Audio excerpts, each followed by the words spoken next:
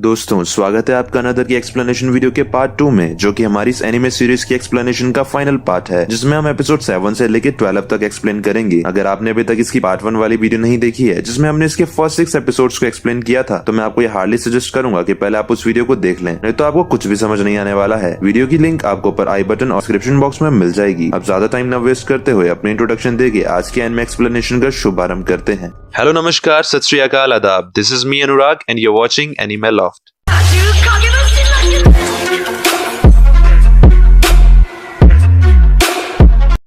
Episode 7 के first scene में हम क्लास टीचर को देखते हैं, जो अपने बैग से एक नाइफ बाहर निकालते हैं और वो सभी बच्चों के सामने सीधा उसे अपने गले में घुसा के साइड कर देते हैं। ये दृश्य देख के सभी बच्चे बुरी तरह घबरा जाते हैं और कुछ की तो वॉमिट भी होने लग जाती है। वो सभी इधर उधर भागने लग जाते हैं, लेकिन तभी मिस्टर चिबिकी वहाँ पर आ जाते हैं और वो सभी को क्लास खाली करने को कहते हैं। कुछ सेकंड्स बाद वहाँ मिस मिकामी भी आती है और ये दृश्य देखकर उनकी भी हालत खराब हो जाती है और फिर वो पुलिस और एम्बुलेंस को कॉल करने चली जाती है। पुलिस के आने पर हमको ये पता चलता है कि जब पुलिस उस क्लास टीचर के घर गई थी तो उन्हें वहाँ उसकी मदर की भी डेड बॉडी मिली, जिससे ये पता चलता है कि उस टीचर ने सुसाइड करने से पहले अपनी माँ को भी जान से मार डाला होगा। अगले सीन में हम आकाजावा को देखते हैं, जो कि कोइची और मिसागी से ये कह रही होती है कि अब उन लोगों को इग्नोर करने का कोई फायदा नहीं है, क्योंकि उन दोनों को इग्नोर करने के बाद भी डेथ होना बंद नहीं हुई, इसलिए अब से उनके साथ नॉर्मल बिहेव किया जाएगा। इसके बाद कोइची और मिसागी मिस्टर चिबिकी के पास जाते हैं और वो 15 साल पहले की स्टोरी के बारे में पूछते हैं, जब सिर्फ 7 ही डेथ्स हुई थी। मिस्टर चिबिकी उन्हें बताते हैं कि तब समर वेकेशंस के बाद डेथ्स होना अपने आप बंद हो गई थी, यानी कि उस समर ब्रेक में ही कुछ ऐसा हुआ था जिससे डेथ होना रुक गई थी। चिबिकी आगे बताते हैं कि उस साल समर वेकेशन में क्लास 9th के 3rd सेक्शन एक ट्रिप पे योमियामा के पुराने मंदिर गई थी और उस साल किसी को भी पता नहीं लग पाया था कि वो एक्स्ट्रा स्टूडेंट आखिर कौन था, बस डेथ होना अपने आप ही रुक गई थी। इस पे कोई चीज सजेस्ट करता है कि फिर से पूरी क्लास को उसी मंदिर में जाना चाहिए, क्या पता ऐसा करने से डेथ होना रुक जाए। और फिर क्या स्पेशली क्लास 9th के 3rd सेक्शन के लिए स्कूल ये ट्रिप फिर से ऑर्गेनाइज करती है, जो की 3 दिन बाद 8 अगस्त को होने वाली होती है। इसके बाद सीन शिफ्ट होता है और हम कोइची को देखते हैं, जो कि एक कैफे शॉप में तेशिगवारा से मिलने आया था। कैफे में आकाजावा और मोचिजुकी भी आते हैं, जहां आकाजावा कोइची से हैंडशेक करती है और वो फिर से कोइची को कहती है कि उसे अभी भी लगता है कि वो दोनों पहले भी कभी मिल चुके हैं। कोइची आकाजावा से पूछता है कि उस दिन जब वो हॉस्पिटल में मिलने आई थी तब उसने इतना स्ट्रेंजली क्यों हैंडशेक किया था। इस पे आकाजावा उसे कहती है कि उसने कहीं सुना है कि डेड लोगों के हाथ थोड़े ठंडे होते हैं और वो बस उस वक्त चेक कर रही थी कि कहीं कोइची ही तो वो एक्स्ट्रा स्टूडेंट नहीं है, क्योंकि एक्स्ट्रा स्टूडेंट लिविंग डेड होता है। इसके बाद हम उस कैफे में एक वेट्रेस को देखते हैं, जो कि मोचिजुकी की बड़ी बहन थी और वो उन सबको बताती है कि कुछ दिनों पहले कैफे में एक मात्सुगा नाम का एक शराबी आया था, जो कि क्लास 9th के 3rd सेक्शन का स्टूडेंट रह चुका था। उन दोनों के बीच क्लास 9th के 3rd सेक्शन में जो रिसेंट डेथ हुई है उसके बारे में कुछ बातें हुई, जिसमें उसे मात्सुगा ने बहुत ही अजीब अजीब बातें बोली, जैसे कि उस साल वो शराब उन लोगों को मैंने बचाया, उस शराब को मैंने रोका, मैंने उसे वहीं छोड़ दिया, और ऐसी कई तरह की अधूरी बातें उसने की, जिनका ना तो सर था ना कोई पैर। इस पर कोई चीज वेट्रेस से पूछता है क्या वो जानती है कि मात्सुगा आखिर कहाँ रहता है। इस पर वो वेट्रेस उसे मना कर देती है और फिर यहाँ कोइची कहता है कि वो इस बारे में अपनी मासी रेइको से पूछेगा और एपिसोड 7 भी यहीं पे खत्म हो जाता है। एपिसोड 8 के फर्स्ट सीन में हम कोइची और रेइको को घर में देखते हैं, जहाँ कोइची रेइको से मात्सुगा के बारे में पूछ रहा होता है और साथ ही वो उसे 15 साल पहले वाली क्लास ट्रिप के बारे में भी पूछता है, जिस पर रेइको उसे कहती है कि उसे कुछ ठीक से याद तो नहीं है, पर वो कोइची और उसके दोस्तों को मात्सुगा के पास तक जरूर ले जा सकती है। इसके बाद हम कोइची को मिसाकी के साथ देखते हैं, जहाँ मिसाकी उसे कहती है कि वो कल उन सबके साथ मात्सुगा से मिलने नहीं आ सकती, क्योंकि वो अपने पेरेंट्स के साथ कहीं बाहर जा रही थी। इसके बाद नेक्स्ट डे का सीन दिखाया जाता है, जहां हम रेइको, कोइची, मोचिजुकी, तेशिगवारा, आकाजावा और 2-3 उनके एक्स्ट्रा दोस्तों को एक साथ देखते हैं, जो कि मात्सुगा से मिलने जा रहे होते हैं। रास्ते में एक लड़की की तबीयत बिगड़ जाती है, जिसका नाम नाकाओ था। वो काफी वॉमिट करने लग जाता है, लेकिन ये सभी फिर भी उसके साथ मात्सुगा के घर पहुंचते हैं, जहां उन्हें पता चलता है कि मात्सुगा भी कहीं बाहर गया है और उसे वापस आने में भी थोड़ा वक्त लगेगा। उनकी एक फ्रेंड सजेस्ट करती है कि वो सब वेट करने के बजाय पास वाली बीच में जाकर थोड़ा एंजॉय करते हैं। इसके बाद सभी बच्चे बीच में चले जाते हैं। यहाँ बीच में कोइची मिसाकी को देखता है, जो कि इत्तेफाक से अपने पेरेंट्स के साथ यहीं घूमने आई थी। मिसाकी उन सबको ज्वाइन करती है और वो भी सबके साथ काफी मजे करती है। कुछ देर बाद मात्सुगा भी वहीं आ जाता है और वो उन सबसे बातें करने लगता है। आकाजावा मात्सुगा से पूछती है कि 15 साल पहले उस क्लास ट्रिप में आखिर क्या हुआ था। मात्सुगा उसे बताता है कि पता नहीं क्यों उसे कुछ भी ठीक से याद नहीं आ रहा, लेकिन उसे इतना जरूर याद है कि वो मंदिर तक गए थे और वहाँ माउंटेन में कुछ तो हुआ था। इस पर कोई थी मात्सुगा से पूछता है कि क्या उसने वहाँ पर किसी तरह का क्लू छोड़ा था। इस पे पे मात्सुगा काफी सोचने लगता है और तभी उसे याद आता है कि उसने स्कूल में कुछ तो जरूर रखा था। इसी बीच उनकी बीच वाली बॉल तेज हवा में उड़कर पानी में चली जाती है और नकाओ उसे लेने के लिए पानी में उतर जाता है। वो काफी गहरे पानी में था और काफी देर तक वो लौटता भी नहीं है। मात्सुगा आगे बढ़कर नकाओ को देखता है जहाँ नकाओ अजीब तरह से पानी में फ्लोट कर रहा था, जैसे कि वो बेहोश हो चुका है। तभी वहाँ एक मोटर बोट तेजी से आ जाती है और नकाओ के ऊपर से गुजर जाती है। अगले ही पल नकाओ की पूरी बॉडी टुकड़ों में कट चुकी होती है और इस दृश्य को देख के सभी शॉक रह जाते हैं। इसी बीच मात्सुगा शॉक स्टेट में ही बोलता है कि उसे अपने क्ल्यू के बारे में याद आ गया है और ये क्ल्यू उसने 15 साल पहले अपनी ही क्लासरूम में छिपाया था। और एपिसोड 8 यहीं पे खत्म हो जाता है। एपिसोड 9 की स्टार्टिंग में हम कोइची को मिस साकी, मिस मिकामी और मिस्टर चिबिकी के साथ देखते हैं, जहाँ मिस्टर चिबिकी उसे बता रहे होते हैं कि नकाओ की पोस्टमार्टम रिपोर्ट से पता चलता है कि उसके ब्रेन में पहले से ही किसी तरह की प्रॉब्लम थी और पानी में जब वो गया था तब उसके ब्रेन में अटैक आया था, जिसका मतलब ये है कि मोटरबोट वाले एक्सीडेंट से पहले ही उसकी डेथ पानी में हो चुकी थी। अगले सीन में हम कोइची, तेशिगवारा, मोचिजुकी और मिसाकी को देखते हैं जो कि ये प्लान बना रहे थे कि आज स्कूल ओवर होने के बाद वो इस स्कूल की पुरानी बिल्डिंग में वो क्ल्यू ढूंढने जाएंगे जिसे मात्सुगा ने 15 साल पहले छिपाया था। स्कूल ओवर होने के बाद वो वहाँ जाते हैं और बहुत देर तक ढूंढने के बाद भी उन्हें कुछ भी खास वहाँ पर नहीं मिलता। स्कूल ओवर होने के बाद वो वहाँ पर जाते हैं और बहुत देर तक ढूंढने के बाद भी उन्हें कुछ हाथ नहीं लगता। कुछ और देर ढूंढने के बाद कोइची को एक अलमारी के अंदर ऊपर की तरफ कुछ टेप से चिपका दिखता है। कोइची उसे बाहर निकालता है। वो एक कैसेट टेप थी जिसके ऊपर कुछ लिख रखा था कि ये उन लोगों के लिए है जो उस फिनोमिनन से परेशान है। इसके बाद ये लोग इस कैसेट को स्कूल के एवी रूम में प्ले करते हैं। कैसेट में मात्सुगा बोल रहा होता है कि वो 1983 की क्लास 9 थर्ड सेक्शन का स्टूडेंट है और अगर कोई इस कैसेट को सुन भी रहा होगा तो वो भी क्लास 9 के थर्ड सेक्शन का ही स्टूडेंट होगा। आगे वो कहता है कि वो 2 रीजंस की वजह से इस कैसेट को रिकॉर्ड कर रहा है। पहला कि वो कुछ कन्फेस करना चाहता है कि जो कुछ भी उसने किया, और दूसरा कि वो इस कर्स या फिनोमिनन से परेशान लोगों को कुछ सलाह देना चाहता है। मात्सुगा बताता है कि उसकी क्लास 8 अगस्त 1983 को ट्रिप पे गई थी जहाँ वो सभी मंदिर जाकर कर्स से मुक्ति पाने के लिए प्रे करने वाले थे। इस ट्रिप में टोटल 22 स्टूडेंट्स आए हुए थे और अगले दिन वो सब माउंटेन में मंदिर में पूजा करने गए। यहाँ से जब वो वापस उतर रहे थे तो सबसे पहले एक स्टूडेंट के ऊपर बिजली गिरी। ये देखकर सभी लोग तेजी से भागने लगे और इसी बीच भागते हुए एक स्टूडेंट पहाड़ से नीचे गिर गई। अब इससे पहले कि वो इस कैसेट को आगे सुन पाते, एवी रूम में अचानक एक टीचर आ जाते हैं जिनसे सभी को छिपना पड़ता है। इस अफरा तफरी में वो कैसेट पूरी तरह खराब हो जाती है। ये देखकर कोइची कहता है कि वो सब तो मेन बात सुन ही नहीं पाए। इस बार मोचिजुकी कहता है कि वो कैसेट को रिपेयर करा देगा और एपिसोड 9 भी यहीं पे खत्म हो जाता है। 4th एपिसोड को शुरू करने से पहले मैं आपको कुछ कहना चाहता हूँ कि अगर आपने अभी तक हमारे चैनल को सब्सक्राइब नहीं किया है तो अभी वीडियो को पॉज करके सब्सक्राइब बटन दबाकर लाल से ग्रे कर दो और साथ ही बेल आइकन को दबाना मत भूलना, क्योंकि हम ऐसी अलग अलग तरह की एनिमे एक्सप्लेनेशन वीडियोस हिंदी में लेके आते रहते हैं।